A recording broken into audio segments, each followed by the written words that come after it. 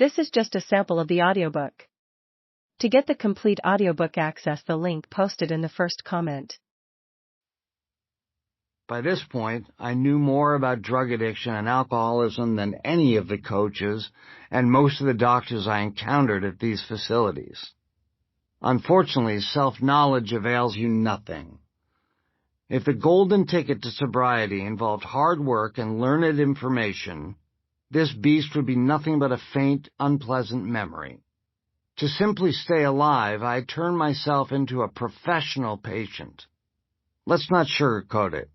At 49, I was still afraid to be alone.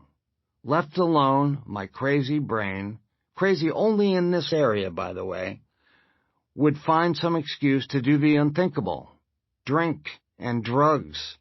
In the face of decades of my life having been ruined by this, I'm terrified of doing it again. I have no fear of talking in front of 20,000 people, but put me alone, on my couch, in front of the TV for the night, and I get scared.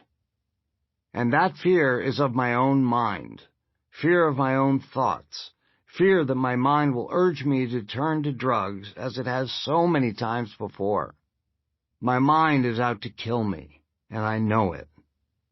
I am constantly filled with a lurking loneliness, a yearning, clinging to the notion that something outside of me will fix me. But I had had all that the outside had to offer. Julia Roberts is my girlfriend. It doesn't matter, you have to drink. I just bought my dream house. It looks across the whole city. Can't enjoy that without a drug dealer. I'm making $1 million a week. I win, right? Would you like to have a drink? Why, yes, I would, thank you very much. I'd had it all, but it was all a trick. Nothing was going to fix this. It would be years before I even grasped the notion of a solution. Please don't misunderstand me. All of those things, Julia and the dream house and $1 million a week, were wonderful, and I will be eternally grateful for all of them. I'm the luckiest man on the planet. And boy, did I have fun. They just weren't the answer.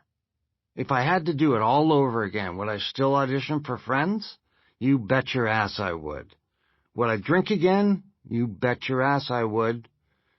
If I didn't have alcohol to soothe my nerves and help me have fun, I would have leaped off a tall building sometime in my 20s. My grandfather, the wonderful Alton L. Perry, grew up around an alcoholic father, and as a result, he never touched a drink in his life, all 96 long, wonderful years of it. I am not my grandfather. I don't write all of this so anyone will feel sorry for me. I write these words because they're true. I write them because someone else may be confused by the fact that they know they should stop drinking. Like me, they have all the information and they understand the consequences, but they can't stop drinking. You're not alone, my brothers and sisters. In the dictionary under the word addict, there should be a picture of me looking around very confused. In the sober living house in Southern California, I had a view of West L.A. and 2 queen-sized beds. The other bed was occupied by my assistant and best friend, Erin, a lesbian whose friendship I treasure because it brings me the joy of female companionship without the romantic tension that has seemed to ruin my friendships with straight women. Not to mention, we can talk about hot women together. I met her 2 years earlier at another rehab where she had been working at the time. I didn't get sober back then, but I saw how wonderful she was in every way and promptly stole her from the sober living rehab and made her my assistant. And she became my best friend. She, too, understood the nature of addiction and would come to know my struggles better than any doctor I'd ever seen. Despite the comfort that Erin brought to the situation, I still spent many sleepless nights in Southern California. Sleep is a real issue for me, especially when I'm in one of those places. That said, I don't think I've ever slept more than 4 hours straight in my entire life.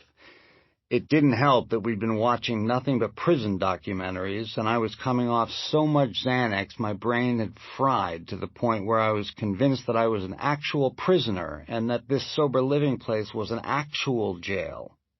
I have a shrink whose mantra is reality.